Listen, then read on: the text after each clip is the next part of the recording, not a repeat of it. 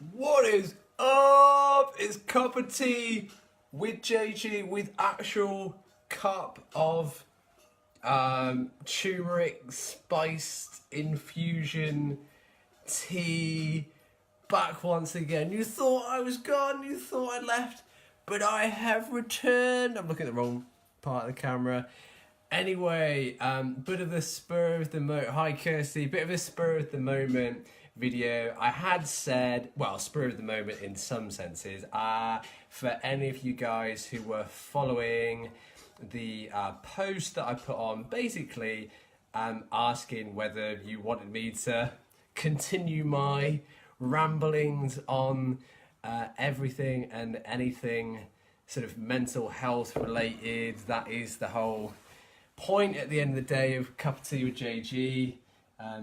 I was thinking about this earlier that, you know, this is about kind of creating a bit of an open forum, just sharing my insights, discoveries from my own life, about trials and tribulations, adversities and successes when it comes to the topic of mental health. Because at the end of the day, we're all in the same boat, right? We're all on this journey together, and I feel that it's important that we look out for one another, we take care of each other.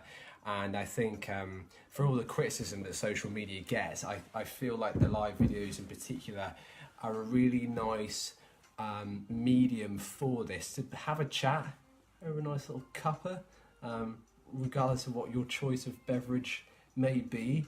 And you can be as actively involved as you like. Feel free to comment, but I know.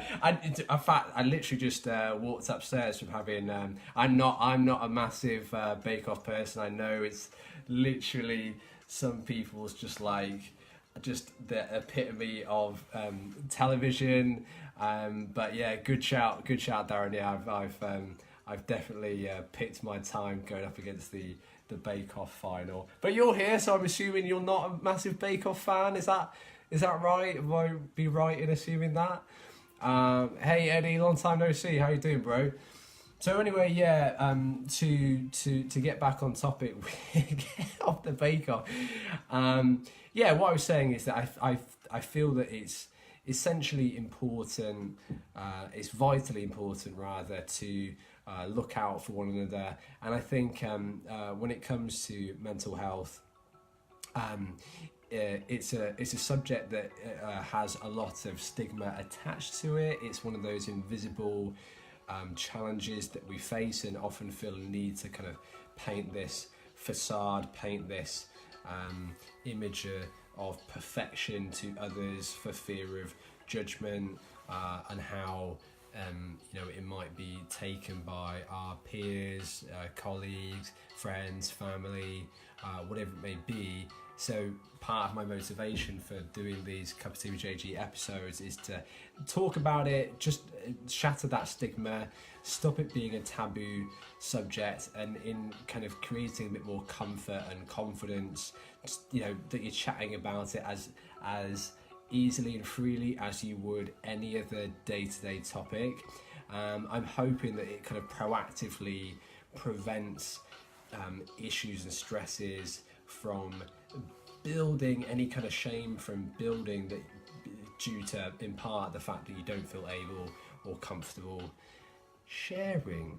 So feel free to be as actively involved as you want. I think the other cool thing is that there's no pressure to do that. So if you don't feel comfortable sharing your own stories or your own kind of experiences, there's really no need to do that. You can passively sit back and just consume, enjoy, chill out.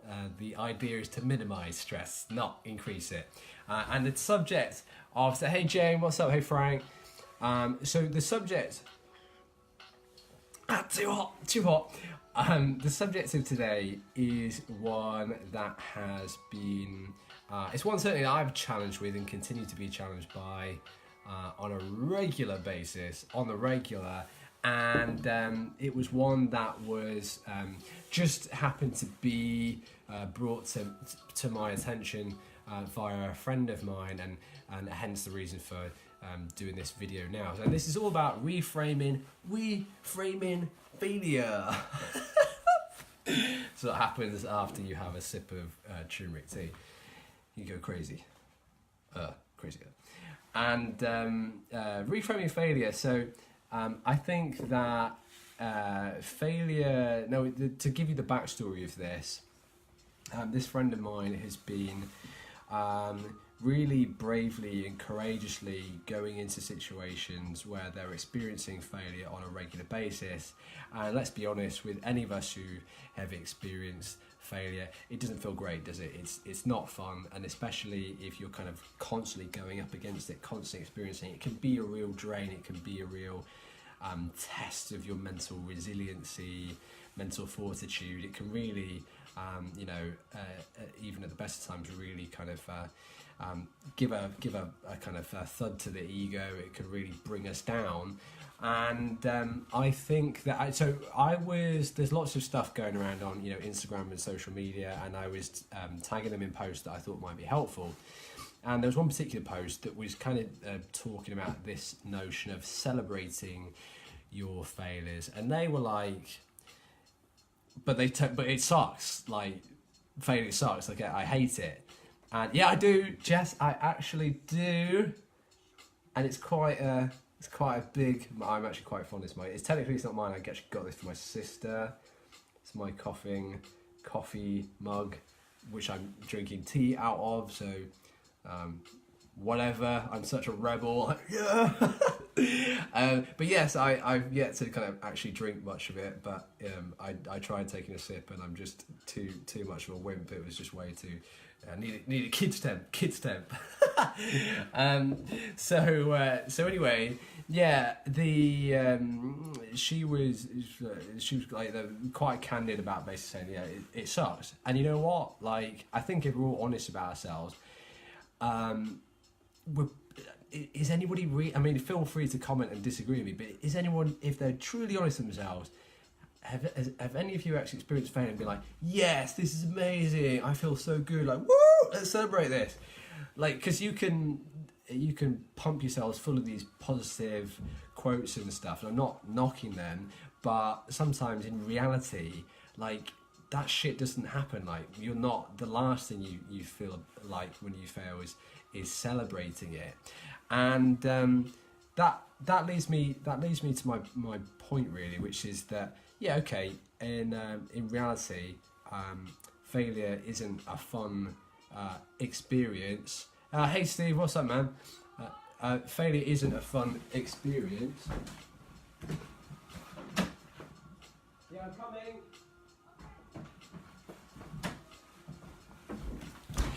Failure isn't a fun experience, but I think the thing to remember is that when you go through any experience, and I learned this from Tony Robbins, is that the meaning dictates the feeling, or the meaning has a very pronounced effect on how you feel when going through a particular situation. So, and this could be failure in any walk of life, in your in your career, in your personal life, could be something financial, could be a relationship failure. Or, hey Susan, how you doing? Ben, what's up, dude? So the failure it doesn't really matter what area of life you encounter some kind of failure, but just to give you a couple of examples here, in terms of choosing a meaning for that experience that will either send you along a path of getting something out of it. So it doesn't have to be, and I'm not saying that it's ever going to be necessarily an enjoyable experience. I hate failure. I don't enjoy it one bit. I think it's shit. Like, I don't enjoy it. However, I can and actively try to choose an empowering meaning, an empowering perspective when it comes to failure situations, so that I get something out of it. There's some kind of benefit to be had. So if you see failure coming up, if you're starting to, if you're experiencing in whatever area, this is, and I know it's a bit of a cheesy quote, but it's this notion of, are you going through it or are you growing through it? So in both of those, you are going to be enduring the unpleasantness, the unpleasant, emotions that come with failure. But the difference is that if you're just going through it, you're just enduring the pain, and there's nothing to be had from it. There's no benefit that's going to come out of it. Whereas if you're growing through it, it doesn't instantly absolve you of discomfort or anything like that, but it does mean that then you're in a mindset that's more likely to reap rewards from that experience. So if you think about, rather than it being a black and white dichotomy of, you win or you lose, you reframe losses as learned. So I win or I learn, but I never lose, if you choose to see it that way. So if you choose to see, because the learn is not something separate, the learn is just what you're reframing the loss as. Hey guys, hey Elsa, how are you doing? If you choose to reframe it that way, same experience, but you're going to be in a mindset that's open to reaping the fruit of failure, so to speak. Because there are lots of lessons. If you see it as an opportunity for growth, if you see it as an opportunity for improving your knowledge in any given area, or even just your mental strength, your resiliency, or whatever it may be, yes, you're going to go through the pain, but there's going to be something to be had at the end of it. And I think that makes, rather than it being this meanness, like just, oh God, I've just endure, experience these shit emotions, it makes the process, I think, that much easier to deal with when there's a purpose to it, when there's something that's going to be, some kind of benefit that's going to be taken from it. And I always I'm a gym nut, so I always kind of try to find some kind of comparison to the gym. And I think for any of you guys who do train, you will be familiar with actively seeking out failure and discomfort deliberately, and you do so because you know that it's required to improve, to become stronger. You have to lift a heavier weight, you have to get into that zone of development, you have to get beyond that point where you can lift comfortably, because you know that if you only lift weights that you find easy, that you find comfortable, it's not going to be a sufficient enough stimulus to drive adaptation, to drive growth. It's Wolff's law. If it doesn't challenge you, it doesn't change you. So that's a really important thing to remember. And on the other side, equally, if you choose failure to mean that, oh, I'm shit and I can't do anything and I'm terrible and I'm such an idiot and I'm a loser and whatever, it's just going to spiral you into this absolute shit show. And I'm not saying this from this lofty kind of Zen state, like I'm a guru who never goes through that. I'm a regular star of that shit show and regularly make appearances there myself. So I'm not judging. Don't feel like don't judge yourself for doing that. We've all been there. But what I'm saying is that the first step to changing that is having the awareness, reminding yourself that you can't control experiences and circumstances, but you can control the meaning that you give to those experiences. And even though it might, and I wish I could, take away any of the pains that you're going through, but I also wouldn't want to deprive you of the benefits that can come from them. These are character developing situations, often character developing, the traits, character traits, like determination, tenacity, willpower, discipline, dedication, compassion, empathy. All of these are built on a foundation of arduous experiences. Often, to have unique empathy, you have to have gone through a tough time, and then when you meet somebody else who's also gone through a tough time, they're looking for, they're desperately seeking some kind of comfort and help and understanding. You will then be able to offer that. So remind yourself, if you can't think of any other benefit that's going to come from it, the one I always go to is empathy. That I'm going to have empathy for somebody else going through the same situation in future. So I'm going to leave it there for now. I hope you found that useful. Just a couple of notes before I sign off. I've had 2 sips of tea in this entire video. A couple of notes is, I would really like to know, I would really appreciate, one, any feedback on the episodes. I'd love to hear about your own stories, your own experiences with any of the topics I'm talking about. And if you don't feel comfortable, hey Maria, you're just in time for me to finish. If you don't feel comfortable, because I completely understand a lot of this might be very personal, if you don't feel comfortable posting it on the live video at the time or in the comment section, please feel free to message me. My account's on public, so you should be able to message me regardless if you're on my friend list or not. So please feel free to do this. It helps. I'm genuinely interested, sincerely. My goal with all these is to help you, whether you're my friend or not. So I'm genuinely intrigued, and it would be my privilege to help you out in any way that I can. So please feel free to do that if you don't feel comfortable posting in the comment section on the video. I don't know why I said it like that. and the other thing is, I'm also looking for, I want these to be specific to helping you out in the challenges that you're coming across in your life. Like, what's bugging you, what's stressing you out, what are you coming up against, what's making you feel sad or stressed out or worried or anxious or depressed or whatever it may be, because I'm more than happy if there's more than a few people coming up with the same kind of issues. Specifically, I will tailor the video content. I'll tailor these videos to that. I'm telling you, but in order to do that, I have to have some kind of feedback. You guys have got to talk to me. You got to talk to me. So please feel free to, in any shape or form you feel comfortable.